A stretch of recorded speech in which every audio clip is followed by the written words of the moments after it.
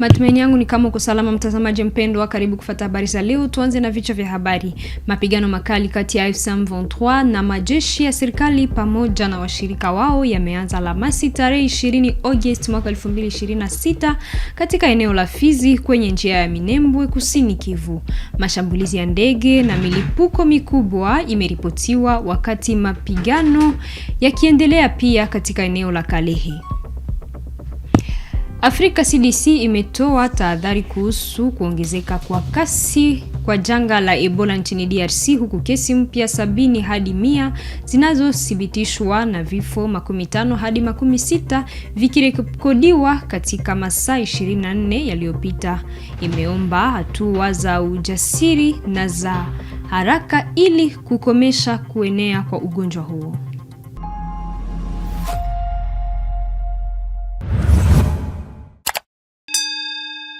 Hujambo.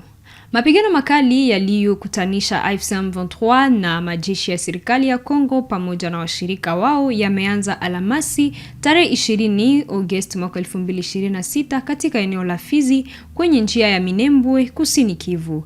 Mashambulizi ya ndege na milipuko mikubwa imeripotiwa katika kijiji kadhaa. Blaise Basabosi. Mapigano haya yamekutanisha wapiganaji wa M23 na jeshi la Kongo linalosaidiwa na wapiganaji wa Zalendo pamoja na jeshi la Burundi katika eneo la Minembwe. Kwa mujibu wa Laurence Kanyuka, msemaji wa M23, mapigano yalianza kuongezeka kuanzia saa 12 asubuhi. Kuanzia saa 12 asubuhi, vikosi vinavyoshirikiana na serikali ya Kinshasa, hasa FARDC, FDLR, Wazalendo, majeshi wa kigeni pamoja na jeshi la Burundi FDNB waliongeza mashambulizi dhidi ya vijiji vya Rugezi, Nyaruhinga na Mokoko katika eneo la Minembwe, alisema Laurence Kanyuka kwenye akaunti yake ya X. Amesema mashambulizi hayo yalifanywa kwa kutumia mizinga ya milimeta 82, ndege nzito na za rubani za kushambulia, drone kamikaze pamoja na ndege aina ya KT-6. Kutokana na mapigano hayo, milipuko mikubwa imesikika katika eneo hilo.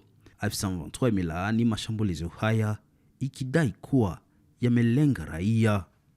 Kampeni hii ya kila siku dhidi ya raia haiwezi kuchukuliwa kuwa jambo la kawaida wala kuvumiliwa, alisema Laurence Kanyuka.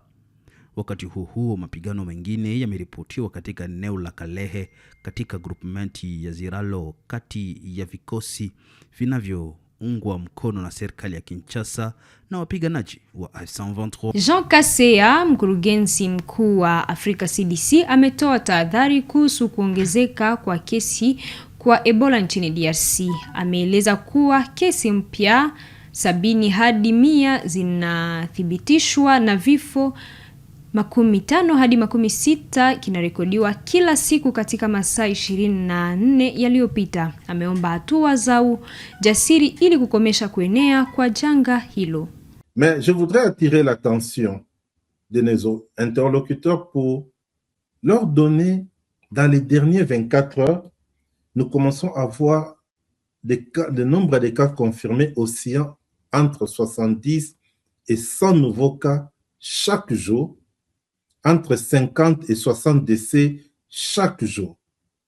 Et ça, on n'a jamais vu ça. Et ça, c'est une épidémie qui nécessiterait non seulement que nous puissions prendre des mesures courageuses, mais aussi que nous puissions faire quelques études a posteriori pour savoir s'il n'y a pas eu un autre phénomène qui expliquerait la virulence de ces pathogènes. Tahadhari imeongezwa huko Kisangani ili kuzuia kuenea kwa ugonjwa wa virusi vya Ebola. Timu za afya zimeimarisha ufuatiliaji na hatua za kupambana na ugonjwa huo ili kuwalinda wananchi. Mamlaka zinawahimiza kila mtu kushirikiana na timu za afya na kuheshimu hatua za kujikinga.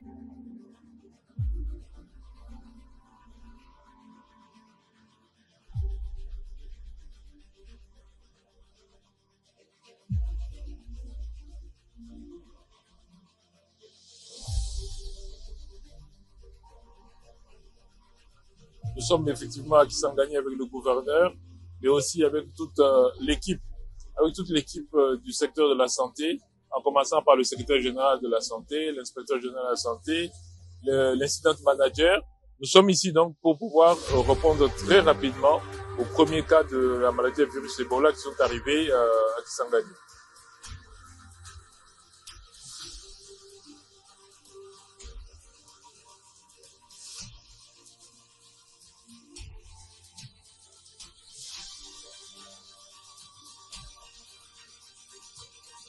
Je voudrais que la population retienne d'abord que les 4 cas que nous avons sont des cas importés, qui sont tous venus de l'Ituri, et n'empêche, étant donné qu'ils se sont retrouvés dans la ville de Kisangani, pris en charge dans la ville de Kisangani, nous considérons que la ville de Kisangani est touchée. Et donc, autant ce sont des cas importés, autant la surveillance de tous les contacts qui ont pu rencontrer ces cas doivent être suivis. C'est pour cela que nous sommes ici, pour monter toute la riposte, avec tous les différents piliers de la riposte, de telle sorte qu'on puisse rapidement contrôler la situation. L'idée ici, c'est de demander à la population de contribuer à cet arrêt de la propagation de la maladie, notamment en signalant tous les cas symptomatiques. Les personnes qui présentent de la fièvre doivent aller dans les centres de santé.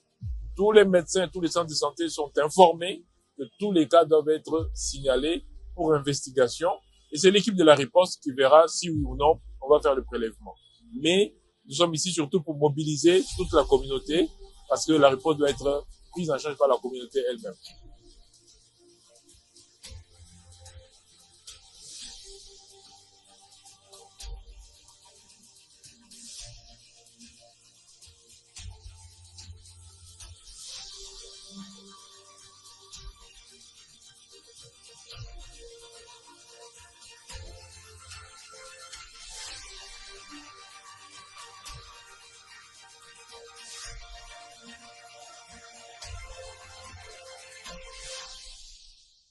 Shirika la Taifa la Uhadisi wa Kliniki na Q-Digital katika afya linaendelea na utambuzi na usajili wa kibiometriki wa watoa huduma waliojihusisha katika kupambana na Ebola. Operation hiyo inalenga kuunda hifadhi ya data ya kuaminika na iliyoboreshwa. Nous poursuivons nos activités des opérations sur l'identification, enregistrement biométrique et délivrance des cartes pour tous les prestataires impliqués à la riposte. Comme on le disait, nous identifions et nous enregistrons biométriquement tous les prestataires parce que nous voulons avoir une base de données fiable de tous les prestataires impliqués à la riposte.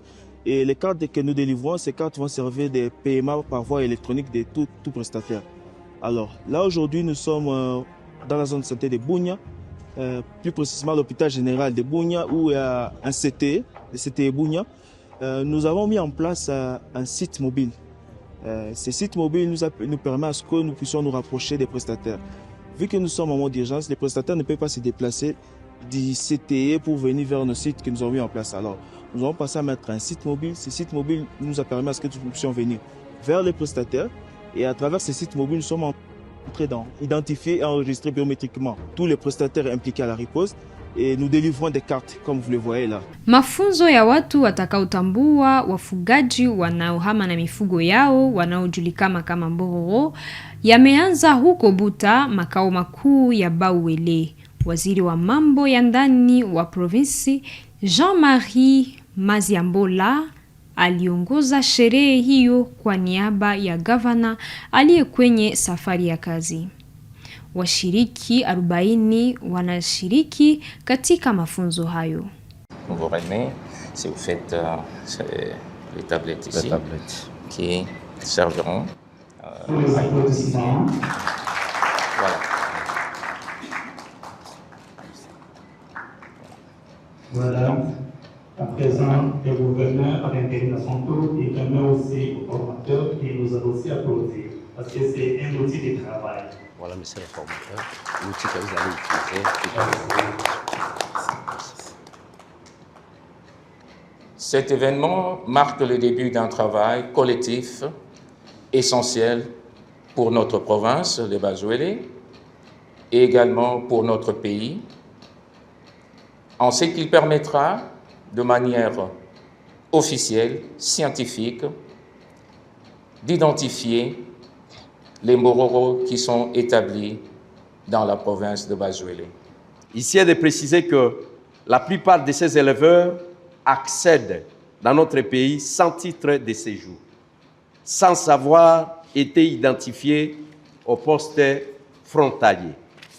Depuis ces longues années de leur séjour dans notre province, il s'est créé des conflits et des menaces entre ces éleveurs nomades et les populations autochtones, pour des raisons aussi variées, notamment la destruction des champs agricoles des populations locales par les bétails de ces éleveurs nomades, la destruction des points d'eau potable par leurs bêtes, la destruction de la faune et de la flore, et enfin la collaboration présumée avec les rebelles et les rats, et c'est le cas, pour ne citer que ces quelques cas.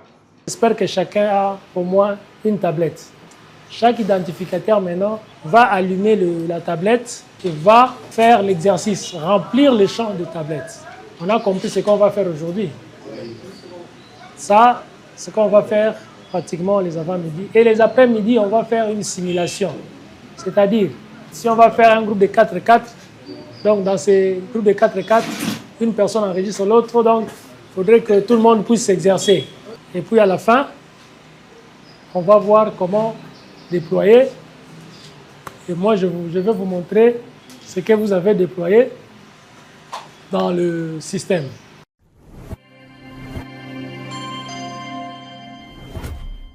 Upande wa mashtaka umeomba kifungo cha miaka 15 cha kazi ngumu kwa Constant Mutamba na Chansard Bolukola katika kesi ya Frivao.